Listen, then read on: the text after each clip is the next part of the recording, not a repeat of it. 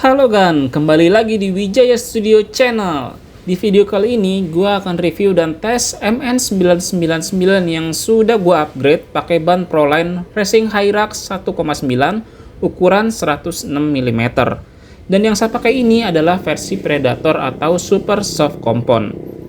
Kita akan lihat beberapa besar pengaruhnya ke performa MN999, terutama di tanjakan, side hill, dan jalur berbatu. Ban ini punya lebar 1,4 inci dan dapat digunakan pada velg 1,9 inci skala 1/10. Sebelumnya MN999 ini pakai Hyrax tipe 120 mm. Artinya diameter ban jadi lebih kecil, ground clearance jadi sedikit lebih turun, center of gravity jadi lebih rendah dan mobil terasa lebih stabil. Secara teori, ban lebih kecil memang mengurangi jarak gardan ke tanah. Tapi efek positifnya adalah stabilitas meningkat, terutama pada tanjakan dan turunan. Dengan diameter 106 mm, tampilannya juga lebih proporsional. Yang paling kerasa langsung adalah kompon Predator ini, memang sangat-sangat soft ya. Kalau ditekan pakai jari aja udah terasa sangat lentur. Oke, jadi ini perbedaan ban bawaan dari MN999 yang ukurannya 120 mm.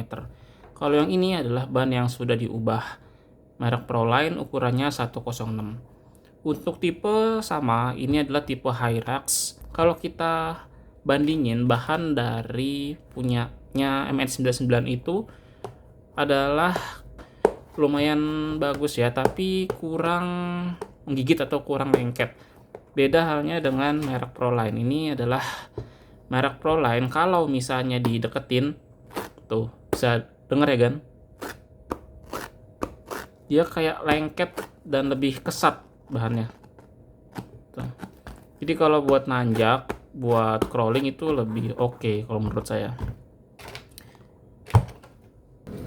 Yang gue rasain saat di trek tanjakan yang cukup teknikal, gripnya lumayan bagus, gas pelan pun bisa tetap gigit, spinnya jadi jauh berkurang dibandingin ban standar ya. Kompon Predator terasa benar-benar nempel di batu yang kering. Dan untuk di trek side hill, ini peningkatan yang cukup signifikan. Nah, MN99 ini terasa lebih stabil dan gak gampang sliding ke bawah. Kalau biasanya, takut banget tuh rollover saat miring. Dan Predator ini jadi ngerasa lebih pede aja. Selanjutnya untuk trek batu yang licin. Di batu yang licin dan halus atau agak lembab, ban Predator masih cukup kompeten. Tapi kalau misalnya udah kena tanah atau kena lumpur sampai ban yang nggak donat gitu, harus dimainin gasnya lebih dalam. Nah, seperti di video, ini adalah RC MN999 yang coba berjalan di trek bebatuan menggunakan ban Hyrax Predator. Kemudian untuk trek tumpukan kayu basah. Waktu gue coba di trek tumpukan kayu basah, performanya tuh beda lagi. Kayu basah itu licin banget, apalagi kalau udah ketemu sama lumut-lumut tipis. Di kondisi kayak gini, ban Predator masih cukup bantu karena komponnya super soft dan bisa sedikit menggigit permukaan kayu. Tapi ya tetap harus realistis. Kayu basah itu emang tricky. Ban bisa tetap aja spin. Tekanan gas jangan terlalu agresif. Kalau sabar dan pelan-pelan masih bisa naik dengan stabil. Nah, khusus di trek ini hampir nggak ada masalah, tapi nggak tahu kalau di trek lain ya. Karena biasanya yang bikin lebih pusing itu trek kayu, basah, kena lumpur, mantap licin pol. Sekarang gue mau bahas sedikit tentang versi G8-nya ya. Banyak yang tanya, apa bedanya Predator dan G8?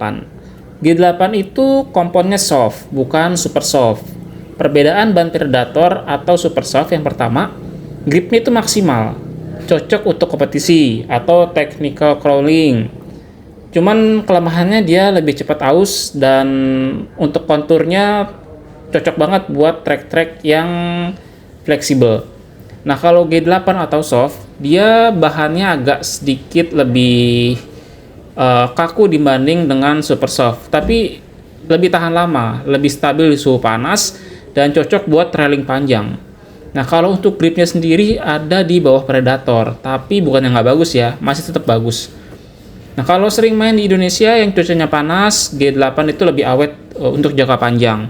Tapi kalau prioritasnya lebih ke performa, cari yang enak dibuat main, buat teknikal, sama seperti yang saya lakuin di MN999 ini, ban Predator jauh lebih unggul.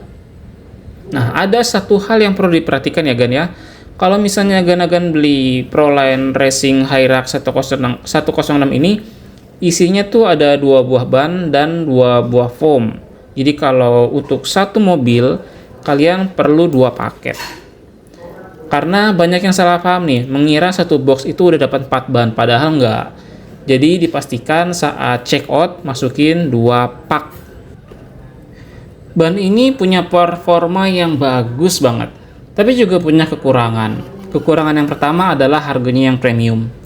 Yang kedua, bisa cepat haus kalau sering kena aspal, kena permukaan kasar, kena kayu kering, dan sebagainya.